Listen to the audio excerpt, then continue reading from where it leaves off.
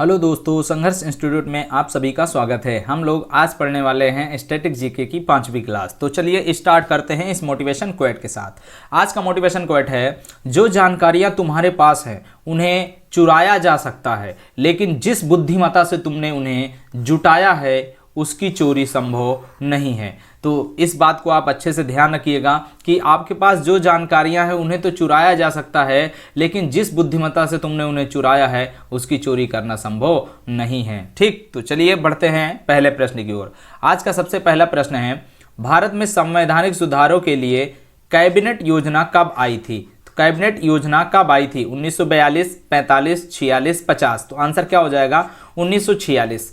इस चीज को आप अच्छे से ध्यान रखिएगा। तो कैबिनेट मिशन योजना जो आई वो दिल्ली आई, और कब आई भाई? 24 मार्च 1946। तो कैबिनेट मिशन योजना जो दिल्ली आई वो कब आई? 24 मार्च 1946। ये डेट आप अच्छे से याद रखिएगा, काफी ज्यादा इंपॉर्टेंट है।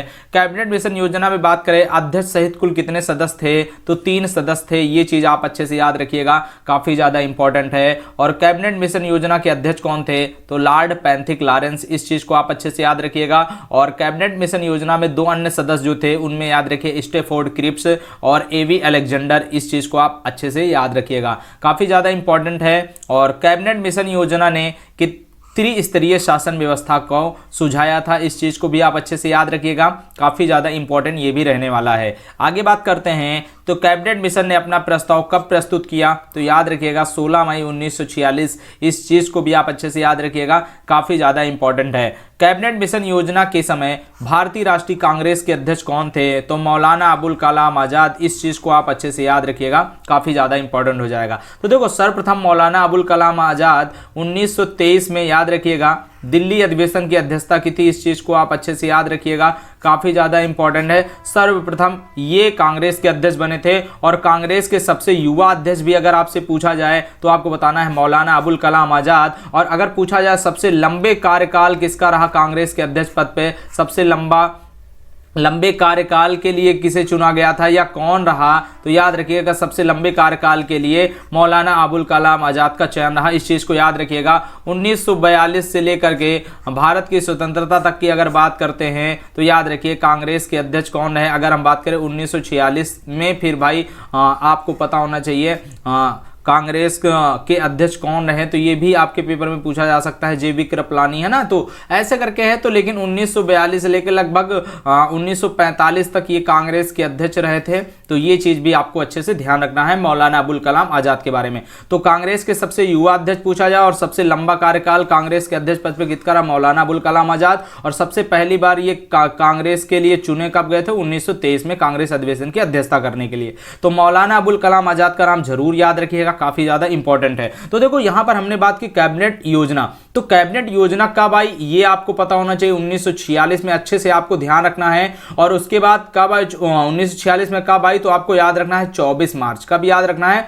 24 मार्च आपको ध्यान रखना है। और लेकिन अगर पूछा जाए इन्होंने अपना प्रस्ताव कब प्रस्तुत किया था, तो याद रखिएगा 16 मई। कब भाई? 16 मई 1946 को। ये बात याद रखिएगा। 24 मई 1946 को कैबिनेट मिशन योजना दिल्ली आई, ये आपको याद रखना है। और 16 मई 1946 को अपनी रिपोर्ट प्रस्तुत की थी। इस चीज को भी आप अच्छे से याद रखिएगा। इसमें कुल 3 सदस्य थे कैबिनेट मिशन योजना में। लॉर्ड पैंथिक लॉरेंस अध्यक्ष थे, और स्टेफोर्ड क्रिप्स और एवी अलेक्जेंडर इसके 2 अन्य सदस्य थे। इन्होंने त्रिस्तरीय शासन व्यवस्था को सुझाया था। ये बात भी आप अच्छे से याद रखिएगा, काफी ज्यादा इंपॉर्टेंट रहने वाला है। तो इस बात को आप अच्छे से थोड़ा सा ध्यान रखिएगा। चलिए बढ़ते हैं प्रश्न नंबर 2 की ओर। प्रश्न नंबर 2 में क्या पूछा गया है? वर्नाक्यूलर प्रेस एक्ट किसके समय पारित हुआ था? इस चीज को आप ध्यान रखिएगा। तो Lord Ripon, Lord Lytton, Lord Hasting, Lord Ellenborough. तो आपका जो आंसर होने वाला है वो होने वाला है लॉर्ड लिटन। तो वर्नाक्यूलर प्रेस एक्ट जो आया था 1878 में, याद रखिएगा किसके समय पारित हुआ था? लॉर्ड लिटन के समय। लेकिन रद्द किसके समय हुआ? अगर मैं कहूं रद्द किसके समय हुआ था तो याद रखना लॉर्ड रिपन। क्या याद रखना? Lord Ripon. आया था लिटन के समय, रद्द हुआ था रिपन के समय। तो ये आप अच्छे से याद रखिए। तो वर्नाक्यूलर प्रेस एक्ट कब पारित हुआ था? 1878 में लॉर्ड लिटन के समय। अगर बात करते हैं मुंह बंद करने वाला अधिनियम किसे कहा गया? तो वर्नाक्यूलर प्रेस एक्ट जो आया था 1878 में लॉर्ड लिटन के समय, इसे कहा गया मुंह बंद करने वाला अधिनियम। तो यहां तक आप अच्छे से थोड़ा ध्यान रखिएगा। वर्नाक्यूलर प्रेस एक्ट को रद्द किया गया था किसके समय? तो याद रखिए लॉर्ड रिपन के द्वारा किया गया था 1882 में। ये बात भी आप अच्छे से याद रखिए। तो वर्नाक्यूलर प्रेस एक्ट जो आया वो आया 1878 में। तो याद रखिए किसके समय? तो लिटन के समय बताना है। और रद्द कब हुआ? तो 1882 बताना है। किसके समय भाई? रिपन के समय। तो ये भी याद रखिए वर्नाक्यूलर प्रेस एक्ट, और इसे कहा जाता है मुंह बंद करने वाला अधिनियम। तो ये बात भी आप याद रखिएगा। भारत का पहला समाचार पत्र कौन सा था? तो आपको बताना है बंगाल गजट। ये इंपॉर्टेंट हो जाएगा अच्छे से। देखो यहां पर ये प्रेस एक्ट आया था, इसको याद रखिए। तो इसी तरह समाचार पत्रों पर इसके तहत रोक लगा दी गई थी काफी अंग्रेजी में प्रकाशित होने के लिए। तो इस चीज को आपको याद रखना है। और भी पत्र थे उन पर रोक लगाई गई थी। तो इसे ही कहा जाता है मुंह बंद करने वाला अधिनियम। तो उसी के तहत मैं आपको समाचार पत्र पढ़ाने चल रहा हूं। तो ध्यान रखिएगा भारत का पहला समाचार पत्र याद रखिए बंगाल गजट। आया कब था? इसका प्रकाशन 1780 में कौन करते थे? James Augustus Hickey. James Augustus Hickey के द्वारा बंगाल गजट, ये भारत का पहला समाचार पत्र था। 1780 में इसकी शुरुआत हुई थी, ये याद रखिए। और हिंदी का पहला समाचार पत्र का नाम पूछा जाए तो आपको बताना है उदत्त मार्तंड। क्या बताना? उदत्त मार्तंड। 1826 में कोलकाता से इसकी शुरुआत हुई थी। और इसके शुरुआतकर्ता कौन थे?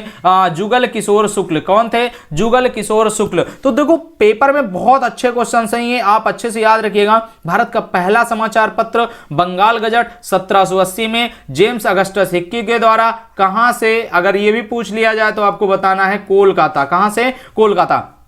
और हिंदी का पहला समाचार पत्र उदंत मार्तंड 1826 में कोलकाता से जुगल किशोर शुक्ल के द्वारा इसकी शुरुआत की गई। ये आप अच्छे से याद रखिए। भारतीयों द्वारा अंग्रेजी में प्रकाशित प्रथम समाचार पत्र का नाम क्या था? तो याद रखिएगा हिंदू पैट्रियाट। क्या नाम था? हिंदू पैट्रियाट। इस चीज को याद रखिएगा। गिरीश चंद्र घोष के द्वारा हिंदू पैट्रियाट समाचार पत्र की शुरुआत की गई थी। यह भारतीयों द्वारा अंग्रेजी भाषा में प्रकाशित होने वाला पहला समाचार पत्र था। इस चीज को आप ध्यान रखिएगा, काफी ज्यादा इंपॉर्टेंट हो जाएगा। और बंगाल गजट के बारे में बात कर लें, इसकी भाषा क्या थी? तो इसकी भाषा आप अंग्रेजी याद रखिएगा, काफी ज्यादा इंपॉर्टेंट हो जाएगा। James Augustus Hicky, Bengal gazette, अंग्रेजी भाषा। हिंदी भाषा का पूछा जाए तो उद्दत मार्तंड बताना है। 1826 में कोलकाता से जुगल किशोर शुक्ल के द्वारा इसकी शुरुआत हुई, ये आपको ध्यान रखना है। और भारतीयों द्वारा अंग्रेजी भाषा में प्रकाशित पहला समाचार पत्र कौन सा था? हिंदू पैट्रियाट। जिसके संपादक या प्रकाशन करने वाले कौन थे? गिरीश चंद्र मुर्मू। इस चीज को आप याद रखिएगा। और ये लाइन तो आप लोग भूलिए ही मत, बहुत ज्यादा इंपॉर्टेंट है। अच्छे से आप थोड़ा सा ध्यान रखिएगा इस लाइन के बारे में। तो देखो यहां पर ध्यान रखिएगा, पत्रकारिता के लिए ब्रिटिश सरकार द्वारा सजा पाने वाले प्रथम भारतीय कौन थे? अगर ये आपसे पूछा जाए तो बाल गंगाधर तिलक को पत्रकारिता के लिए सजा दी गई थी। तो याद रखिए ऐसा क्वेश्चन पूछा जाता है कि पत्रकारिता के लिए ब्रिटिश सरकार द्वारा सजा पाने वाले पहले भारतीय कौन थे? तो बाल गंगाधर तिलक। आप अच्छे से याद रखिएगा, बहुत ही ज्यादा इंपॉर्टेंट है। चलिए हम लोग और आगे बढ़ते हैं और भी प्रश्नों को पढ़ते हैं। तो फ्री हिंदुस्तान नामक अखबार किसने शुरू किया था?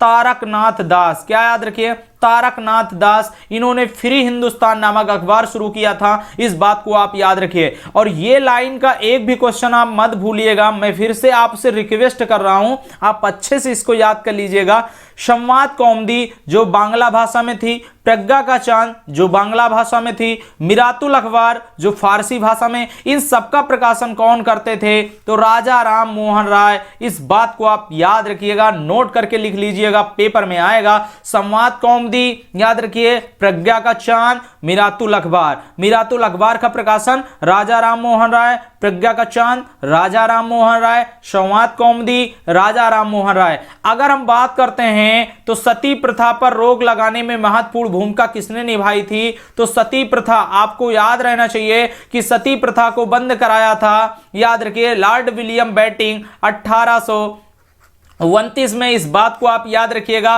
राजा राम मोहन राय के सहयोग से, इस बात को आप याद रखिएगा, काफी ज्यादा इंपॉर्टेंट है। तो सती प्रथा को विरोध करने के लिए किस पत्रिका ने महत्वपूर्ण भूमिका निभाई? तो संवाद कौमुदी याद रखिए, राजा राम मोहन राय की, ये आप अच्छे से याद रखिए। तो सती प्रथा का विरोध किया था किसने भाई? संवाद कौमुदी ने, ये बात आप याद रखिए। संवाद कौमुदी जो बांग्ला भाषा में थी, इसका प्रकाशन कौन करते थे भाई? राजा राम मोहन राय। इस बात को आप अच्छे से नोट करिएगा, काफी ज्यादा इंपॉर्टेंट है, आप ध्यान रखिएगा। आगे बढ़ते हैं, इंडियन मिरर, तो याद रखिए देवेंद्रनाथ टैगोर व मनमोहन घोष, इस चीज को आप ध्यान रखिए। तो इंडियन मिरर अगर पूछा जाए इसके संपादक प्रकाशनकर्ता कौन थे? तो देवेंद्रनाथ टैगोर, मनमोहन घोष, इस चीज को आप अच्छे से याद रखिएगा। अमृत बाजार पत्रिका जो बांग्ला भाषा में प्रकाशित होती थी, इसके प्रकाशनकर्ता कौन थे? याद रखिए, संपादक कौन थे? शिशिर कुमार घोष। तो अमृत बाजार पत्रिका से संबंधित व्यक्ति कौन हो जाएंगे? शिशिर कुमार घोष। ये आप अच्छे से याद रखिएगा, बहुत ही ज्यादा इंपॉर्टेंट है अमृत बाजार पत्रिका। अमृत बाजार पत्रिका की विशेषता तो आप भूलिएगा नहीं। कौन सा समाचार पत्र? वर्नाक्यूलर प्रेस एक्ट जो 1878 में लिटन के समय आया था, जो 1878 में लिटन के समय आया था, से बचने के लिए रातों रात में अंग्रेजी में रूपांतरित हो गया। पहले बांग्ला भाषा थी और वर्नाक्यूलर प्रेस एक्ट से बचने के लिए रातों ही रात में अंग्रेजी भाषा में रूपांतरित हो गया। वैसे समाचार पत्र का आप नाम बताइए, तो उसका नाम क्या है? अमृत बाजार पत्रिका।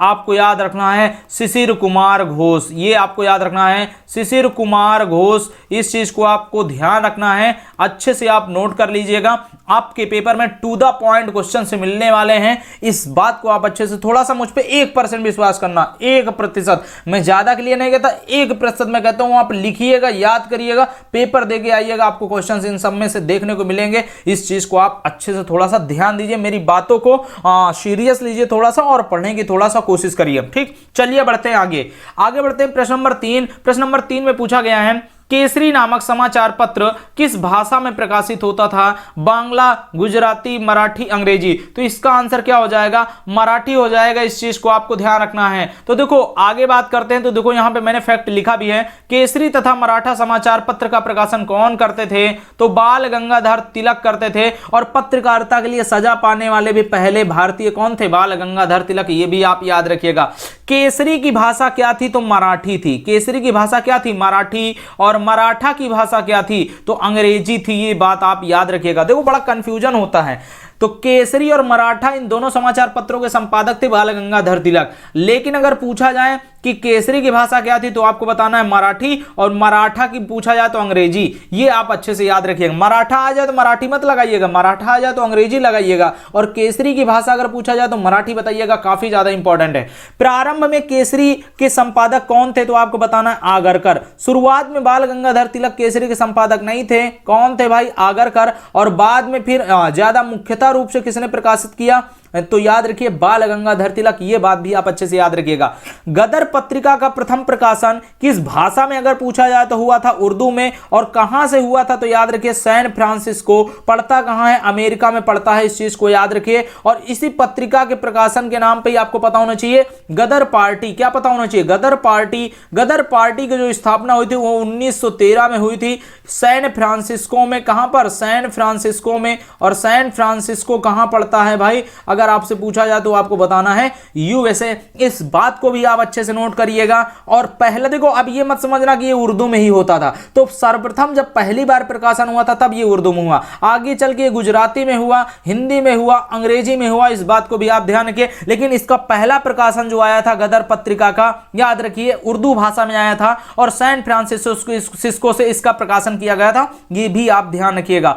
सोम प्रकाश एक साप्ताहिक समाचार पत्र था।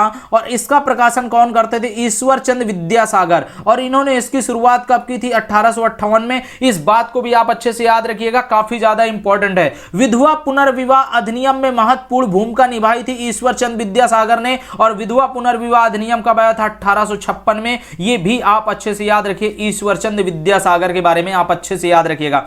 सोम प्रकाश साप्ताहिक पत्रिका डायरेक्ट पूछा जाता है, इसका प्रकाशन कौन करते हैं? ईश्वर चंद्र विद्यासागर। ये आपको याद रखना है। 1858 में इसकी शुरुआत हुई, ये आप ध्यान रखिएगा। सोम प्रकाश समाचार पत्र ने नील आंदोलन के किसानों के हितों का समर्थन किया। तो पेपर में आपके डायरेक्ट पूछा जा सकता है नील आंदोलन के किसानों का समर्थन, याद रखिएगा, किस पत्रिका ने किया था? तो याद रखिए सोम प्रकाश। और सोम प्रकाश के प्रकाशनकर्ता कौन थे? तो आपको बताना है ईश्वर चंद्र विद्यासागर। 1858 में ये बात याद रखना। जैसे अभी मैंने आपको बताया था संवाद कौमुदी में सती प्रथा का विरोध किया गया था, वैसे ही नील आंदोलन के किसानों के हितों का समर्थन किया था सोम प्रकाश। और सोम प्रकाश अगर पूछा जाए इसके प्रकाशन के कौन करते थे? तो ईश्वर चंद्र विद्यासागर, काफी ज्यादा इंपॉर्टेंट है। वंदे मातरम एक साप्ताहिक पत्रिका थी, ये बात याद रखिए, एक साप्ताहिक समाचार पत्रिका थी, तो ये आपको याद रखना। इसका प्रकाशन कौन करते थे? अरविंद घोष करते थे, इस चीज को आप याद रखिएगा। अब आप कंफ्यूज हो गए होंगे, एक तो वंदे मातरम में है ना, तो मैं आपको थोड़ा सा कंफ्यूजन मिटा देता हूं यहां पर, याद रखिएगा वंदे मातरम आप ध्यान रखिएगा। अगर आपसे पूछा जाए वंदे मातरम एक आनंद मठ से लिया गया था, आपको पता होना चाहिए आनंद मठ, इस चीज को आपको याद रखिए तो अच्छे से। इसे हम लोग बांग्ला भाषा का बाइबिल भी कहते हैं, आनंद मठ को हम लोग बांग्ला भाषा का बाइबिल भी कहते हैं, इस चीज को आप याद रखिए। तो वंदे मातरम को जो रचा था याद रखिए बंकिम चंद्र चटर्जी, क्या याद रखना? बंकिम चंद्र चटर्जी। लेकिन अगर आपसे पूछा जाए है ना, तो यहां पर बंकिम चंद्र चटर्जी, ये आपको याद रखना है। लेकिन अगर आपसे मैं कहूं कि वंदे मातरम पत्रिका के संपादक कौन थे, तो आपको बताना है भाई, याद रखिए अरविंद घोष बताना है। क्या बताना है? अरविंद घोष बताना है। ये आप अच्छे से याद रखिएगा, काफी ज्यादा इंपॉर्टेंट होने वाला है ये क्वेश्चन। तो चलिए आगे बढ़ते हैं, हम लोग पढ़ते हैं प्रश्न नंबर 4। प्रश्न नंबर 4 में पूछा गया है बहिष्कृत हितकारिणी सभा की स्थापना किसने की थी? महात्मा गांधी, जवाहरलाल नेहरू, डॉक्टर भीमराव अंबेडकर, जयप्रकाश नारायण। तो इसका आंसर क्या हो जाएगा? भीमराव अंबेडकर बहिष्कृत हितकारिणी सभा की स्थापना की थी। और भीमराव अंबेडकर ने इसकी स्थापना कब की थी भाई? 1924 में की थी। ये बात भी आप अच्छे से याद रखिएगा। तो देखो हम लोग कुछ फैक्ट में चलते हैं, पढ़ते हैं, और बहुत सारे अच्छे फैक्ट्स हैं जिनको हम लोग पढ़ने वाले हैं। तो देखिए यहां पर दिया गया है बहिष्कृत हितकारिणी सभा की स्थापना कब हुई? तो आपको बताना है 1924 में डॉक्टर भीमराव अंबेडकर के द्वारा इसकी स्थापना की गई, बहिष्कृत हितकारिणी सभा की स्थापना। स्वतंत्र labour party, independent labour party जिसे कहते हैं अंग्रेजी में, तो स्वतंत्र लेबर पार्टी की स्थापना 1936 में हुई थी। और डॉक्टर भीमराव अंबेडकर ने स्वतंत्र लेबर पार्टी की स्थापना की थी। और साथ ही साथ बहिष्कृत हितकारिणी सभा की भी स्थापना किसने की थी? भीमराव अंबेडकर। ये दोनों क्वेश्चन आप अच्छे से याद रखिएगा, आपके पेपर में पूछा जा सकता है। संविधान सभा के प्रारूप समिति के अध्यक्ष कौन थे? तो याद रखिए डॉक्टर भीमराव अंबेडकर प्रारूप समिति के अध्यक्ष थे। और प्रारूप समिति में कितने सदस्य थे अगर आपसे पूछा जाए तो 7 बताइएगा, आप अच्छे से याद रखिएगा। डॉक्टर भीमराव अंबेडकर को भारत रत्न कब मिला था? 1990 में मिला था। और नेल्सन मंडेला को भी याद रखिएगा 1990 में ही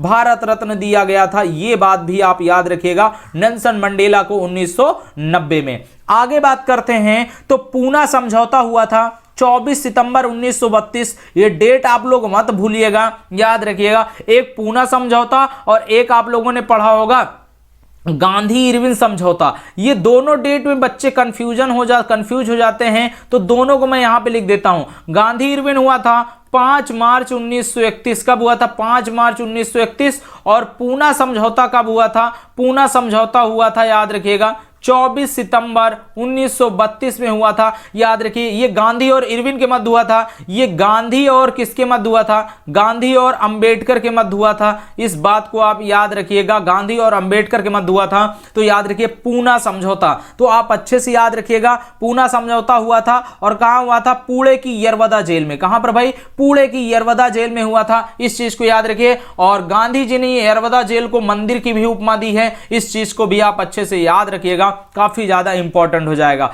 पाक्षिक मतलब 15 दिन पर, इस चीज को आप याद रखिएगा। बहिष्कृत भारत का प्रकाशन कौन करते थे? डॉक्टर भीमराव अंबेडकर, याद रखिए। और बंबई से किस भाषा में? तो याद रखिएगा मराठी भाषा में, याद रखिए बहिष्कृत भारत का प्रकाशन करते थे डॉक्टर भीमराव अंबेडकर। और ये एक पाक्षिक पत्रिका थी, पाक्षिक मतलब 15 दिन पर, इस चीज को भी आप अच्छे से याद रखिएगा, काफी ज्यादा इंपॉर्टेंट हो जाएगा। देखो भाई थोड़ा प्रीवियस ईयर क्वेश्चन में चले, हाँ यहां पर पढ़ रहे थे हम लोग, तो याद रखिए बहिष्कृत भारत। तो यहां तक आप बताइए सभी बच्चों को अच्छे से समझ में आया कि नहीं समझ में आया?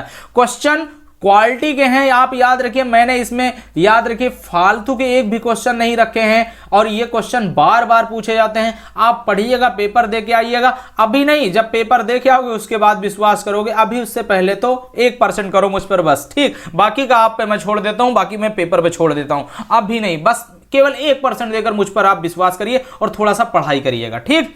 चलिए अब हम लोग बात करते हैं भीमराव अंबेडकर की कुछ पुस्तकों के बारे में। तो इनकी सबसे फेमस पुस्तक अगर हम बात करें, द बुद्धा एंड हिज धम्म, याद रखिए द बुद्धा एंड हिज धम्म, इस चीज को याद रखिए। एनिहिलेशन ऑफ कास्ट आपको याद रखना है। रनाडी गांधी एंड जिन्ना, ये आपको याद रखना है। वेटिंग फॉर अ वीजा आपको याद रखना है। बुद्धा आर कार्ल मार्क्स आपको याद रखना है। रिडलेज इन हिंदुज्म, ये पुस्तक आपको याद रखना है। अगर आप ये पुस्तकें याद रखते हैं तो आगे चल के मैं भीमराव अंबेडकर की और पुस्तकें आपको बताऊंगा, लेकिन मैं कहूंगा आप अगर इन पुस्तकों को याद कर लेते हो तो आपके पेपर में क्वेश्चंस बन जाएंगे इस चीज को। अगर आप इतना पढ़ते तो आप बहुत अच्छे बच्चे हो। आज आपने 2 2 4 2 6 पुस्तकें याद की, फिर आगे पढ़ोगे तो फिर कहोगे मुझे तो 6 पुस्तकें भीमराव अंबेडकर की याद है, मैं और 2 4 पुस्तकें याद करता हूं भीमराव अंबेडकर की। इस तरीके से जब अपनी इच्छा को जताओगे और अपनी इच्छा बनाए रखोगे तो आपको पढ़ने में भी इंटरेस्ट आएगा, आपको क्वेश्चंस भी याद होंगे। मैंने इस पेज पे जितने भी क्वेश्चन लिखे हैं आप 3 4 स्टार तो इन सभी क्वेश्चनों पे लगा लिए। एक भी ऐसा क्वेश्चन इसमें नहीं है जो आपके पेपर में पूछा ना जाए, इस चीज को पूछा ना गया हो और आगे चल के पूछे भी जाएंगे इधर से, तो इस बात को भी आप अच्छे से ध्यान रखिएगा। चलिए बढ़ते हैं आगे प्रश्न नंबर 5 पे। प्रश्न नंबर 5 पे पूछा गया है कौमी आवाज नामक जो उर्दू अखबार था इसका प्रकाशन कहां से होता था? लखनऊ, कलकत्ता, मद्रास, बंबई। तो इसका आंसर हो जाएगा लखनऊ। क्या हो जाएगा? लखनऊ हो जाएगा। तो कौमी आवाज का प्रकाशन जवाहरलाल नेहरू व रफी अहमद किदवई, आपने लखनऊ आए होगे तो किदवई डिपो बस भी पढ़ा होगा ना, थोड़ा सा वैसे याद रखो। तो जवाहरलाल नेहरू और रफी अहमद किदवई कौमी आवाज का प्रकाशन करते थे। और कहां से करते थे कौमी आवाज का प्रकाशन? तो लखनऊ से करते थे, ये बात भी आप याद रखिए। नवाबों की नगरी किसे कहते हैं? तो याद रखिए नवाबों की नगरी किसे कहते हैं? नवाबों की नगरी तो याद रखिए लखनऊ को कहते हैं। इस चीज को भी आप अच्छे से याद रखिएगा। चिकनकारी के लिए प्रसिद्ध कौन सा है? याद रखिए चिकनकारी के लिए प्रसिद्ध है लखनऊ। याद रखिए लखनऊ गोमती नदी के किनारे स्थित है, इस चीज को आपको याद रखना है, अच्छे से आपको ध्यान रखना है, काफी ज्यादा इंपॉर्टेंट रहने वाला है यहां तक। तो अब आगे बात करते हैं। कौमी आवाज तो आपको ध्यान ही रखना है, लेकिन रस्त गुप्तार तो आपको भूलना ही नहीं है। तो रस्त गुप्तार का प्रकाशन कौन करते थे? दादा भाई नौरोजी करते थे, इस चीज को याद रखिए। दादा भाई नौरोजी को हम लोग ग्लैड स्टोन के नाम से भी जानते हैं। किस नाम से? Gladstone. और grand old man of India के नाम से भी जानते हैं। तो याद रखिए ग्लैड स्टोन तो आपको याद ही रखना है, वो तो वयोवृद्ध पुरुष आपको याद ही है, मुझे पता है। आप ग्लैड स्टोन बढ़ाइएगा अपने ज्ञान में, इस चीज को आप ध्यान रखिए। इंडिपेंडेंट की बात करें तो मोतीलाल नेहरू ने इस पत्रिका का प्रकाशन किया था, इंडिपेंडेंट, ये आपको याद रखना है। कॉमनवेल्थ और न्यू इंडिया के बारे में बात करें तो एनी बेसेंट आपको याद रखना है। कॉमनवेल्थ और न्यू इंडिया तो Annie Besant, Commonwealth New India Annie Besant. Independent Motilal Nehru, Rast Goftar याद रखना दादा भाई नौरोजी। कौमी आवाज जवाहरलाल नेहरू और रफी अहमद किदवई। और आगे बात करें द पायनियर, देखो एक इसको भी आप अच्छे से याद रखिए, समाचार पत्र को भी आप याद रखिए। द पायनियर जॉर्ज एलन करके आप अच्छे से याद रखिए, द पायनियर, ये भी काफी ज्यादा इंपॉर्टेंट हो जाएगा। अभ्युदय लीडर हिंदुस्तान मदन मोहन मालवीय, अभ्युदय लीडर हिंदुस्तान मदन मोहन मालवीय, आप ऐसे ही पढ़िएगा, अभ्युदय लीडर हिंदुस्तान मदन मोहन मालवीय। और द कॉमरेड वेरी इंपॉर्टेंट है, VIP इस क्वेश्चन पे लगाइए। द कॉमरेड मौलाना मोहम्मद अली, मौलाना अबुल कलाम आजाद मत करिएगा, मौलाना मोहम्मद अली द कॉमरेड, आप अच्छे से याद रखिए। कॉमरेड एक साउथ मूवी भी, आप देखना चाहो तो देख लेना, कॉमरेड, ये भी साउथ की मूवी मैंने देखा, इसे अच्छी मूवी है, ठीक। तो द कॉमरेड आपको याद रखना है। मौलाना मोहम्मद अली अंग्रेजी भाषा में, किस भाषा में? अंग्रेजी भाषा में मौलाना मोहम्मद अली, आप अच्छे से याद रखिएगा। चलिए बढ़ते हैं आगे, पढ़ते हैं प्रश्न नंबर 6। प्रश्न नंबर 6 में है बॉम्बे क्रॉनिकल का प्रकाशन कौन करते थे? काफी ज्यादा इंपॉर्टेंट है, 5 स्टार इस पे लगा लीजिए, 5 स्टार मेरी तरफ से, ठीक। और बड़ा इंपॉर्टेंट क्वेश्चन है, बॉम्बे क्रॉनिकल का प्रकाशन कौन करते थे? Maulana Abul Kalam Azad, Firoz Shah Mehta, Annie Besant, Mahatma Gandhi. तो आंसर क्या हो जाएगा? फिरोज शाह मेहता, ये आपको याद रखना है। और द कॉमरेड क्या याद रखना? द कॉमरेड आपको क्या बताना है? द कॉमरेड मौलाना मोहम्मद अली, ये आपको बताना है, मौलाना मोहम्मद अली, ये आपको बताना है द कॉमरेड के बारे में। तो यहां तक ये हो गया। अब देखिए अल हिलाल अगर आपसे पूछ लिया जाए तो आपको बताना है मौलाना अबुल कलाम आजाद। अगर आपसे पूछा जाए कॉमनवेल्थ और न्यू इंडिया तो आपको बताना है एनी बेसेंट। क्या बताना है? Annie Besant. और अगर आपसे पूछा जाए इंडियन ओपिनियन तो याद रखिए महात्मा गांधी ने इसका प्रकाशन किया था 1903 में दक्षिण अफ्रीका से। तो याद रखिए महात्मा गांधी। आपके पेपर में पूछा जाता है निम्न में से किस पत्रिका का प्रकाशन महात्मा गांधी ने दक्षिण अफ्रीका से किया, तो आपको बताना है इंडियन ओपिनियन। याद रखिए। और यंग इंडिया की बात कर ले हैं, द्विसाप्ताहिक पत्रिका थी 1919 में, किसके द्वारा भाई? महात्मा गांधी के द्वारा इसकी शुरुआत की गई थी, ये याद रखिए। हरिजन पूछ लिया जाए तो अंग्रेजी भाषा में महात्मा गांधी, ये आपको याद रखना। हरिजन बंधु ये गुजराती भाषा में था महात्मा गांधी। और हरिजन सेवक पूछ लिया जाए तो ये हिंदी में था, कहां किसके द्वारा? तो महात्मा गांधी। तो इंडियन ओपिनियन, यंग इंडिया और हरिजन, ये तीन याद रखिएगा, काफी ज्यादा इंपॉर्टेंट है। महात्मा गांधी के द्वारा इसको प्रकाशित किया गया था, ये बात भी आप याद रखिएगा, अच्छे से याद रखिए। मिरातुल अखबार जो फारसी भाषा में था इसका प्रकाशन करते थे राजा राम मोहन राय, ये याद रखिए। सोम प्रकाश अभी हम पढ़ के आए,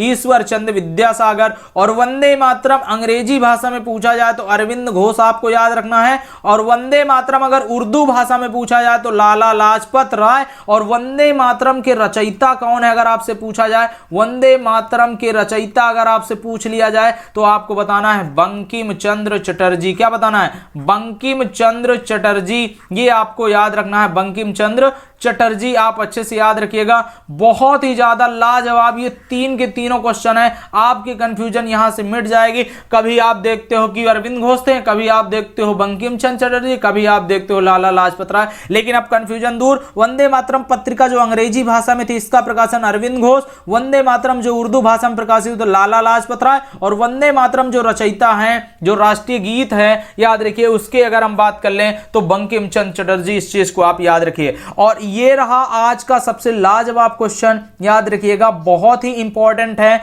आई होप आप अच्छे से इसको याद रखोगे। नेशनल हेराल्ड के बारे में बात करें तो जवाहरलाल नेहरू आप याद रखिएगा, नेशनल हेराल्ड। और जवाहरलाल नेहरू का संसदीय क्षेत्र बताइए, अगर आपसे मैं कहूं इनका संसदीय क्षेत्र क्या था तो आप याद रखिए फूलपुर। क्या था? फूलपुर। याद रखिएगा। जैसे नरेंद्र मोदी का भी बात करें तो वाराणसी संसदीय क्षेत्र है, वाराणसी। वैसे ही आप याद रखिए जवाहरलाल नेहरू का संसदीय क्षेत्र क्या था? फूलपुर था। ये अगर आप अच्छे से याद रखिएगा तो आने वाले समय में आपके पेपर में क्वेश्चंस देखने को मिलेंगे। चलिए बढ़ते हैं आगे और पढ़ते हैं प्रश्न नंबर 7। प्रश्न नंबर 7 में पूछा गया है काकोरी कांड मुकदमे में सरकारी वकील कौन थे? तो ये आपको बताना है मोहनलाल सक्सेना, कृष्ण बहादुर, जगत नारायण मुल्ला, प्रभात चंद्र। तो याद रखिए सरकारी जो वकील थे वे थे जगत नारायण मुल्ला। इस चीज को याद रखिए। काकोरी ट्रेन एक्शन प्लान, इसको पहले काकोरी ट्रेन डकैती कहते थे। क्या कहते थे?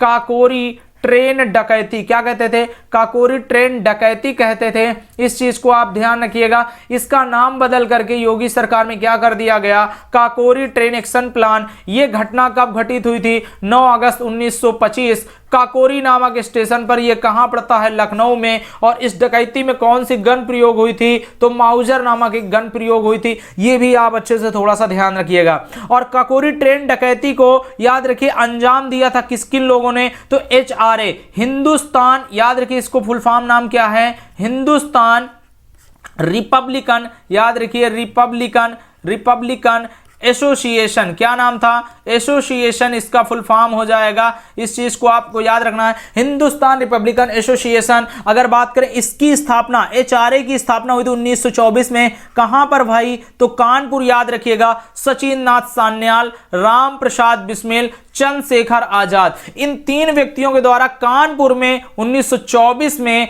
HRA की स्थापना की गई। याद रखिएगा। और हिंदुस्तान रिपब्लिकन एसोसिएशन ने ही काकोरी ट्रेन डकैती को अंजाम दिया था। ये बात भी आप याद रखिएगा, अच्छे से आपको याद रखना है। आगे चलकर HRA का नाम बदला गया, HSRA कर दिया गया। यहां S का मतलब हो जाएगा सोशलिस्ट, बाकी सब यही है। Hindustan socialist Republican association, socialist आपको याद रखना है, ये आप अच्छे से ध्यान देना। इसकी स्थापना सितंबर 1928 में, याद रखिएगा, दिल्ली के फिरोज शाह कोटला मैदान में चंद्रशेखर आजाद के द्वारा की गई थी। ये बात आप अच्छे से नोट करिएगा, बहुत ही ज्यादा इंपॉर्टेंट है, आप अच्छे से ध्यान रखिएगा। अगर आपसे पूछा जाए HRA का स्थापना कब हुई थी तो आपको बताना है 1924 में, और याद रखिएगा कहां पर हुई थी तो आपको बताना है कानपुर में। और अगर आपसे मैं कहूं कि HSRA की स्थापना कब हुई थी तो आपको बताना है 1998 में। कहां पर हुई थी आपको याद रखना है दिल्ली में। तो ये दोनों क्वेश्चन आप अच्छे से ध्यान रखिएगा और कोई प्रॉब्लम नहीं होगी, आप अच्छे से इसको पढ़ते चलिए। ये क्वेश्चन चाहे आपको याद हो या ना याद हो, जो मैंने ऑब्जेक्टिव में पूछा है, लेकिन ये क्वेश्चन सारे जितने हैं, एक भी ऐसा क्वेश्चन इसमें नहीं है जो बेफुजूल है। आप इसको अच्छे से ध्यान रखिएगा और अच्छे से याद करिएगा। चलिए बढ़ते हैं अगले प्रश्न नंबर 8 पे। प्रश्न नंबर 8 में पूछा गया है विक्रम संवत का प्रारंभ कब हुआ था? 78 ईस्वी, 57 ईसा पूर्व, 319 ईस्वी, 622 ईस्वी। तो याद रखिएगा 57 ईसा पूर्व में विक्रम संवत की शुरुआत हुई थी। तो याद रखिए यहां पे मैंने लिखा भी हुआ है 57 ईसा पूर्व में चंद्रगुप्त विक्रमादित्य के द्वारा, याद रखिए, विक्रम संवत की शुरुआत 57 ईसा पूर्व में की गई थी। और शक संवत की बात कर लें तो 78 ईस्वी में कनिष्क के द्वारा की गई, ये बात याद रखिएगा। और गुप्त संवत के बारे में बात करें तो 319 ईस्वी में चंद्रगुप्त प्रथम के द्वारा शुरुआत की गई। और हिजरी संवत की शुरुआत 622 में हुई थी, याद रखिएगा, इस्लाम धर्म के, है ना, इस्लाम गुरुओं के द्वारा। तो ये चीज याद रखिए, इस्लाम, ठीक। तो ये आपको याद रखना है, काफी ज्यादा इंपॉर्टेंट है, हिजरी संवत 622 ईस्वी। तो ये चारों आप ध्यान रखिए, यही चारों आपको ऑप्शंस में देखने को मिलते हैं। और सबसे ज्यादा इंपॉर्टेंट है विक्रम संवत 57 ईसा पूर्व चंद्रगुप्त विक्रमादित्य के द्वारा, शक संवत 78 ईस्वी में कनिष्क के द्वारा, ये आपको याद रखना है, गुप्त संवत 319 में चंद्रगुप्त प्रथम। और आपके पेपर में चंद्रगुप्त द्वितीय रहेगा, तृतीय रहेगा, इसे गड़बड़ ना होने पाए, चंद्रगुप्त प्रथम ने गुप्त संवत की शुरुआत की थी। ये आप अच्छे से नोट कर लीजिएगा, बहुत ज्यादा इंपॉर्टेंट है। आगे बढ़ते हैं प्रश्न नंबर 9 पर। प्रश्न नंबर 9 में पूछा गया लीलावती पुस्तक का संबंध किस विषय से है? व्याकरण, गणित, भूगोल, उर्दू। तो इसका जो आंसर होने वाला वो होने वाला है गणित। क्या होने वाला है? गणित। इस चीज को आप याद रखिए। तो लीलावती की रचना किसने की थी? तो भास्कराचार्य ने। इस चीज को आपको याद रखना है, ये गणितज्ञ व खगोल शास्त्री थे। इस चीज को भी आप अच्छे से याद रखिएगा। लीलावती भास्कराचार्य द्वारा रचित सिद्धांत शिरोमणि। तो आपके पेपर में डायरेक्ट पूछा जा सकता है सिद्धांत शिरोमणि को लिखा किसने था? तो आपको बताना है भास्कराचार्य। क्या बताना है? भास्कराचार्य। इस चीज को याद रखिए। इसी का एक अंश है जो है लीलावती। क्या है? लीलावती। इस चीज को याद रखिए, इनकी पुत्री का नाम था लीलावती। इस चीज को याद। और लीलावती जो आधारित पुस्तक है वो किस पर आधारित पुस्तक है? गणित पर। ये आप अच्छे से ध्यान रखिएगा, बहुत ही ज्यादा इंपॉर्टेंट है। आई होप आपको समझ में आया होगा। ठीक, चलिए आगे बढ़ते हैं। महत्वपूर्ण पुस्तकों में हम लोग चलते हैं। तो महत्वपूर्ण पुस्तकों में हम पढ़ते हैं मालविका अग्निमित्र के लेखक कौन है? कालिदास। अभिज्ञान शाकुंतलम की बात कर लें तो कालिदास। मेघदूतम की बात कर लें तो कालिदास। ऋतु संहारम की बात कर लें तो कालिदास। कुमार संभवम की बात करें कालिदास। रघुवंशम की बात करें कालिदास। और विक्रमोर्वशीयम की बात कर लें तो कालिदास। अगर आप ये सारी पुस्तकें कालिदास की याद कर लेते हो तो आपका 1 नंबर एग्जाम में कंफर्म है। इस चीज को याद रखिए। कालिदास को कहा जाता है भारत का शेक्सपियर। क्या कहा जाता है?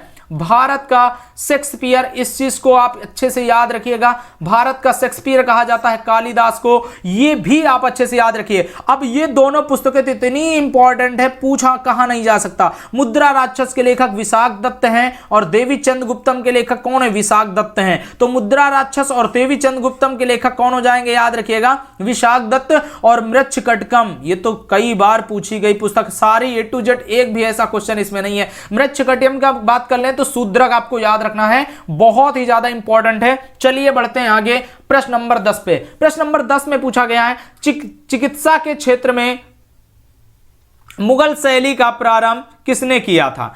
तो ये आपको याद रखना है, तो अच्छे से आपको याद रखना है। स्थापत्य के क्षेत्र में होना चाहिए या यहां पर भाई थोड़ा सा स्थापत्य के क्षेत्र में, तो ये बात भी आप अच्छे से याद रखिए। चिकित्सा भी, तो चिकित्सा भी सही है, एक बार इसको अच्छे से है, लेकिन आप ध्यान रखिए चिकित्सा के क्षेत्र में मुगल शैली का प्रारंभ किसने किया था? तो आपको याद रखना है बाबर, हुमायूं, अकबर, जहांगीर। तो ये भी काफी ज्यादा इंपॉर्टेंट है। तो इसका आंसर क्या हो जाएगा? इसका आंसर हो जाएगा हुमायूं। क्या ध्यान रखना है भाई? हुमायूं आपको याद रखना है, जो काफी ज्यादा इंपॉर्टेंट हो जाएगा। तो अच्छे से आप थोड़ा सा ध्यान रखिएगा।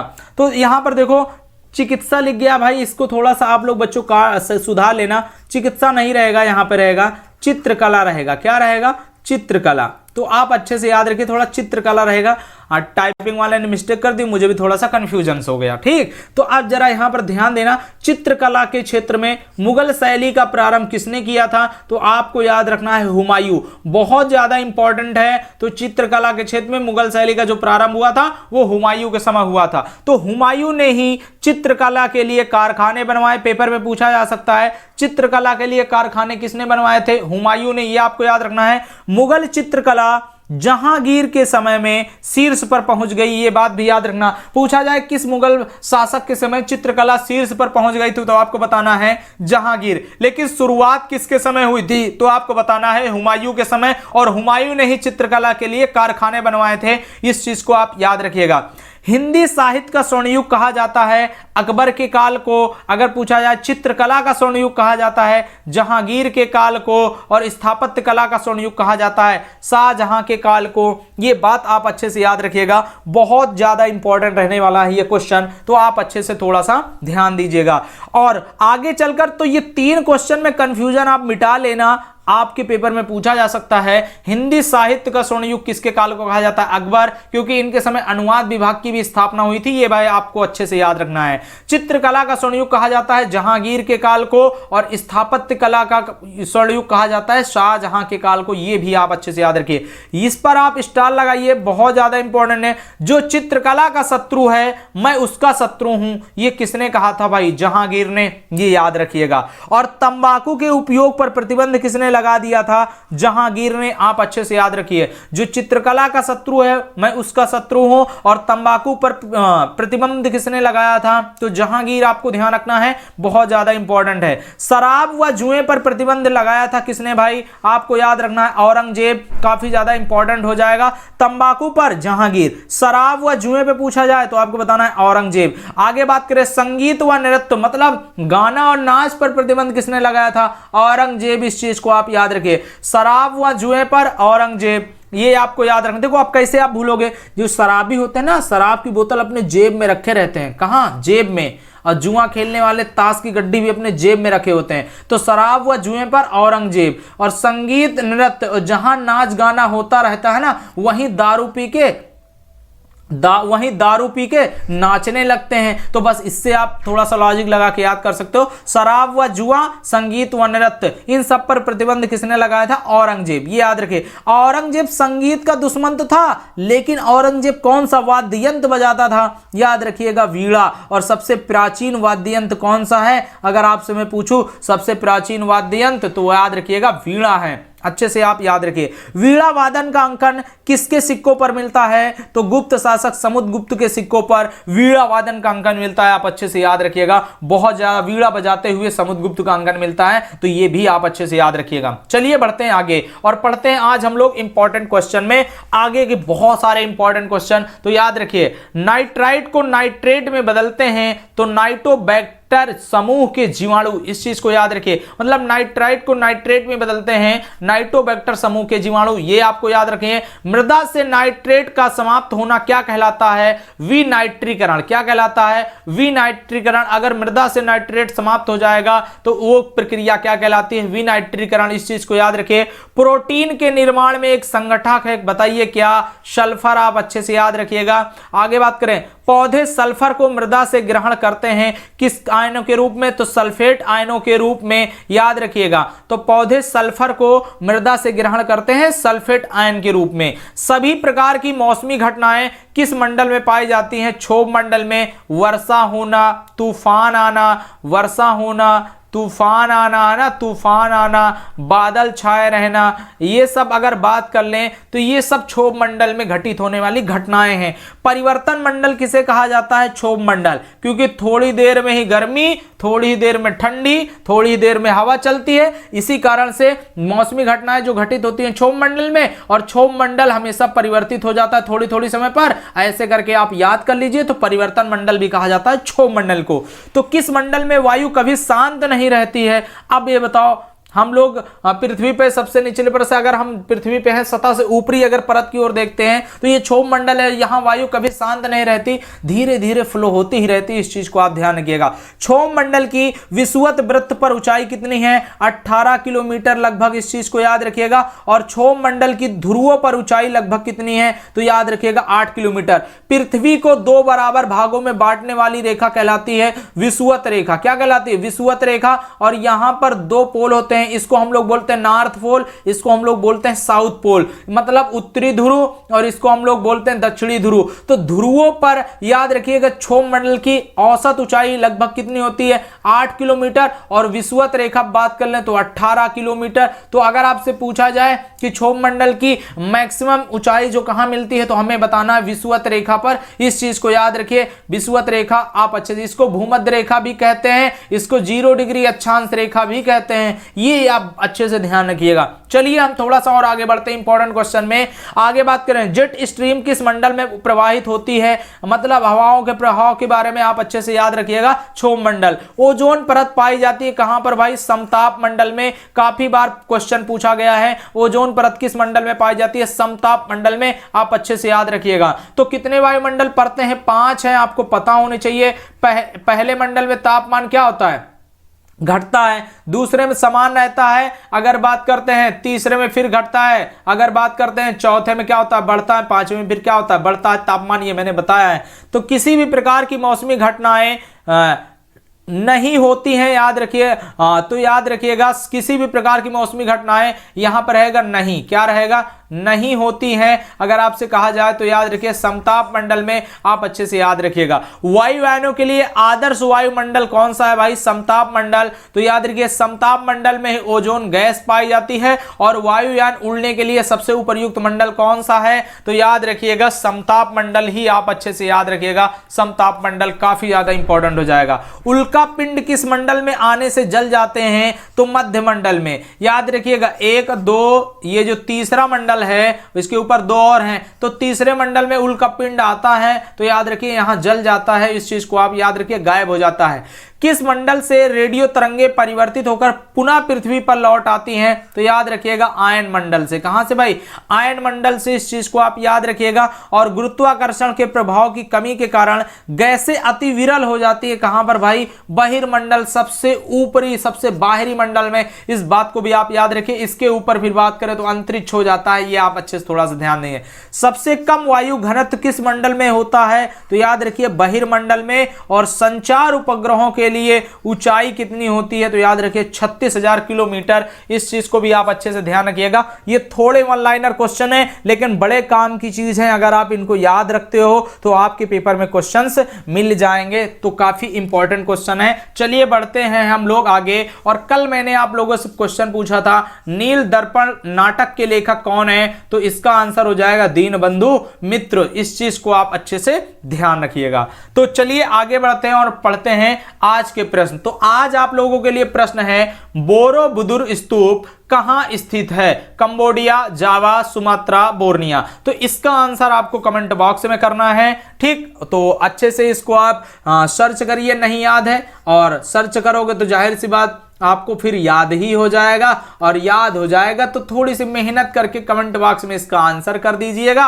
और नहीं तो मैं अगली क्लास में आप लोगों को इसका आंसर तो बता ही दूंगा। ठीक, तो सभी बच्चों से यही कहना चाहेंगे, आप मेहनत करिए, किताबों को अच्छे से पढ़िए। ठीक, किताबों को अच्छे से पढ़िए, बार बार पढ़िए। सबसे ज़्यादा जरूरी यही है बार बार पढ़ना। और जो बच्चा बार बार पढ़ा है उसको चीज़ें याद होती हैं। एक बच्चा ओवर कॉन्फिडेंट में रहता है कि मुझे तो याद ही है, अब मेरा ये कवर है, मुझे करने की ज़रूरत नहीं है।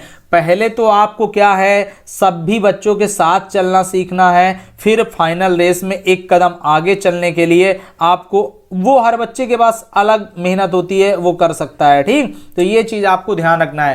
पहले तो आपको साथ पकड़ना है। जैसे आप रेस स्टार्ट करने जाते हो तो जो व्यक्ति पहले से दौड़ रहा होता है, पहले तो यही होता है कि जो व्यक्ति पहले से कई दिनों से दौड़ रहा है, हम उसको पकड़ लें, उसके स्टेमिना को भांप पाएँ और उसके साथ साथ दौड़ना स्टार्ट करें। तो पहले तो आपकी इच्छा यही रहेगी कि आप अगर यहाँ से स्टार्ट करें तो उस व्यक्ति के साथ स्टार्ट करें और उस व्यक्ति के साथ दौड़ते रहें, साथ चलते रहें, और जब देखो कि अब मुझे बस फाइनल दम लगाना है तो उस व्यक्ति से आपके पास अगर ज्यादा स्टेमिना होगा तो आप दम लगा के उस व्यक्ति से आगे निकल जाओगे। तो यही चीज आपको करना है, आपको मेहनत करना है, शॉर्टकट कोई नहीं है। मेहनत जितना करोगे उतना आपको फल मिलेगा, ये चीज आप ध्यान रखिए। सारा कुछ जीवन में मेहनत का ही है, इस चीज को आप ध्यान रखिएगा। ठीक, तो इसी के साथ वीडियो को एंड करते हैं। जय हिंद, जय भारत।